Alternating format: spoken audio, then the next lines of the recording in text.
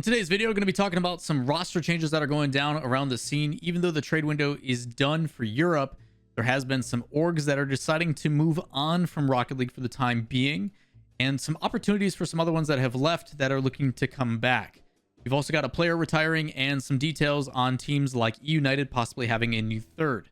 All that and more in today's video.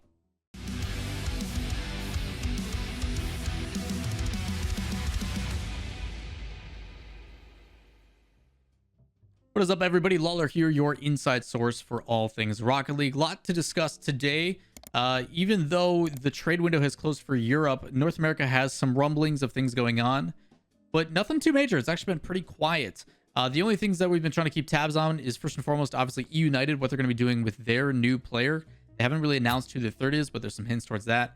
We've also got some roster stuff going on, so we'll keep tabs on that. So first things first, the biggest one probably I would have to say is that Oxygen Esports has released their roster. al0t and Astral are no longer represented by the North American org. They tweeted out, "Today we say goodbye to our Rocket League roster of al0t, Astral, and Coach Moonphases. It was an honor being home to this list of legends, and we appreciate all their contributions to Oxygen." Because the trade window is already closed, the team is not disbanding by any means. They are going to stick together for the spring split, rightfully so, otherwise they'd forfeit their points. But the exciting thing is, because Solary is looking to get back into the game, I could very much so see Solary picking up this roster and giving them a new home if Solary, as they've mentioned, want to continue to stay in the space. This also brings some pretty interesting things about Oxygen no longer being in the EU scene. A while back, I don't know if you remember, in a video, I mentioned how the situation with Jamal Jabari was an interesting one. Jamal Jabari apparently was in talks with Oxygen as well as Charlotte Phoenix. They wanted to go with Oxygen, so they told Charlotte Phoenix no thank you. So Charlotte Phoenix went and picked up Loco. This is still an option and possibly an opportunity to where if Oxygen is releasing the roster, Jamal Jabari could quite possibly still get picked up. I don't know the details of why Jamal Jabari wasn't able to work out the details originally with Oxygen, but the rumors were pushing back like, well, it didn't work out with Oxygen, so Oxygen is just going to re-sign their current roster, the one with al0t and Astral, which apparently is not the case. So I do think there is a likelihood of possibly, if Oxygen does decide to stay in Rocket League, that they go and pick up Jamal Jabari. Will be interesting to see if it plays out that way. Again, we don't know the details of what was going on between negotiations behind the scenes, but fingers crossed for Jamal Jabari. Next up in North America, as I mentioned in the intro, there's been a lot of discussion in regards to eUnited and who their new third is going to be. Ever since Wonder Mike left and went and formed the Rejects, there has been a vacant spot on the roster, and in a Team Beyond tournament and a recent sign-up, it does look like Tristan and Ajax has signed up with T-Bates. For those that don't know T-Bates, he is a former CRL player and known as Chef Bates. A lot of personality on camera over there. But it looks like he has been trying out, and the cool thing about this is both him and Ajax have some synergy from CRL days, which may work out. So here's to see if this will be the final roster moving forward in the spring split or not. As a reminder, the roster lock for North America is on the 12th of March at midnight. So it'll be interesting to see on how it plays out. We still got a handful of days left until everything closes up, but this is the first real information that we've seen of them playing with a new third. So interested to see how it plays out. There's also rumors of Dapper possibly as well playing for them. So again, some movement that can still be made. A couple days ago in a video, I also talked about how JG7, the coach of Kansas City Pioneers, has been released and was curious on what the replacement and how things were going to happen. I did end up finding out from an inside source that someone by the name of Hapsu, Hawpsu, is going to be their new coach. I tried to do some digging to figure out more information on the player, and I ended up pulling up their Twitter, and their Twitter does say that they are a neuroscientist and a professional coach for Kansas City Pioneers. So that does seem to answer the question and confirm that it is Hapsu. I then further went to Hapsu's Twitch and could not find any other things Rocket League related. All the content is actually Valorant gameplay, so it looks like it's more of a personal thing rather than the actual coaching thing. So it's going to be interesting to see how this develops, because Kansas City Pioneers obviously has been trending a little bit down, and hopefully with this addition will help it go the other direction. Tweet put out by al0t that says, "This probably isn't going to come as a surprise to a lot of people considering how things have gone for me lately in RL, but I've decided I'm going to retire. Genuinely, these 6 years have been the best of my entire life, and I want to thank every single one of you for everything." So with that, al0t has officially retired from competitive play. Doesn't mean he can't always come back from out of retirement, but after the situation with Chalked and how things have been performing lately, there's a lot of these old school pros alongside like Krenovi and Cookser that are really struggling to still fend for themselves in a top 8, top 10 team. It's very difficult once you kind of get pushed on the outside of the bubble to make your way back in. Best example I can give is someone like Jacob, who's been trying to do it with 72 PC for such a long time. It's just so difficult once you get out of that initial grouping to get back in. So unfortunate for al0t that he has done this, and I messaged and replied on the tweet myself, like, even though you are no longer playing as a professional, hopefully you don't remove yourself from the scene. So I do hope to see al0t continue to stream and do other content creation and other stuff depending on what his goals are moving forward.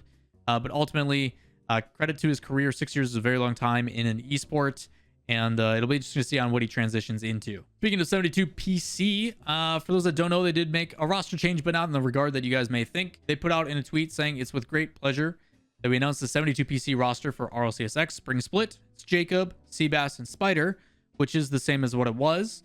But they've now added Karma as a sub from the looks of it. It doesn't say in the tweet itself that Karma is a sub, but if you do check out the Liquipedia page, it does showcase that. So not going to be the coach, and it will be the sub. How much Karma's going to play? I did talk to Karma at one point in my chat this past week, saying that she was not intending to play during the spring split, was going to kind of refocus, but it is nice to still have the name in association to something, which will help her chances. So good to see Karma back on the grind, and curious to see where she ends up in the future. But as for now, going to be a sub for 72 PC.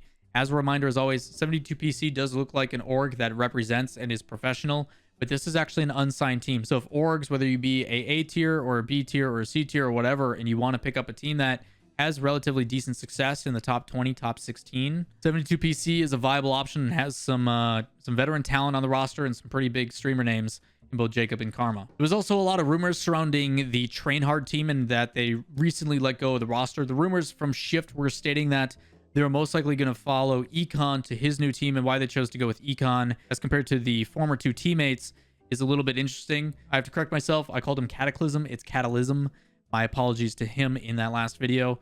But it is Econ, Exotic, and Meloshisu that are going to be picked up by Trainhard along with their coach Finish. So it does look like the rumors are true. Shift hits it on the money again, and Econ is where Trainhard is going to follow. So another team being picked up immediately after letting go of the other team.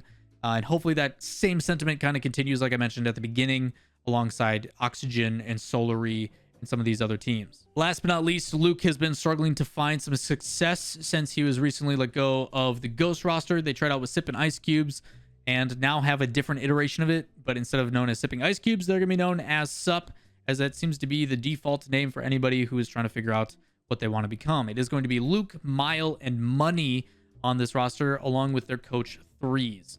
The tweet says that there is the roster, they've got all the information, and that they have a Twitter that if you'd like to go follow it, you can do so. The conversation surrounding it, though, is even though it's a new team name, 2/3 of the roster are the same as Sippin Ice Cubes, so we don't know, even though the points are pretty negligible, if they're going to be able to continue that or how that carry-on is going to happen, because they are bringing in Money instead of Forky. Technically, 2/3 of the roster remains the same, so not sure if they're going to have to start from scratch or if they're going to be able to continue upon what was already built. So it should be interesting to see how it goes, but ultimately this seems like one of the other bubble teams that will be competitive, but don't know how much success they're actually going to have. More so in Europe than anything, there's a lot of bubble teams that have really come together as leftover teams, just because you're talking the teams from, 1st to 12th, I guess. There's no real point in kind of mixing it up if you want to have a shot going to Worlds. So I don't know how many of those we're going to get in North America, but we'll try to keep our eyes on the rest of the week as it kind of files out. But again, as a last second reminder to reiterate, trade window closes on the 12th for North America. We've still got 3-4 days of this left. Tomorrow's video, as kind of a surprise, is going to actually be a conversation with Musty. A lot of you have been asking, why haven't I mentioned Musty being a sub for Energy and all that kind of stuff? 2 reasons. Number one, subs I don't really bring up because they aren't really active players. They don't really play the game all that much. I think Karma's a unique situation because she was a starter for Charlotte Phoenix, and we were wondering where she was going. But subs on the roster don't really get any airtime or any playtime, so I don't put too much emphasis into it. But on the other side is mostly because I talked to Musty on a one-on-one. And there will be a video of that for Rocket Talk out on Wednesday or tomorrow. So you will have all your questions answered and more from the man himself. So if you guys are looking forward to that, make sure you guys do enjoy the content. Give it a thumbs up. Hit subscribe, turn on notifications so you don't miss out on any of the latest Rocket League news. I'm Lawler, and I will catch you next time. Peace.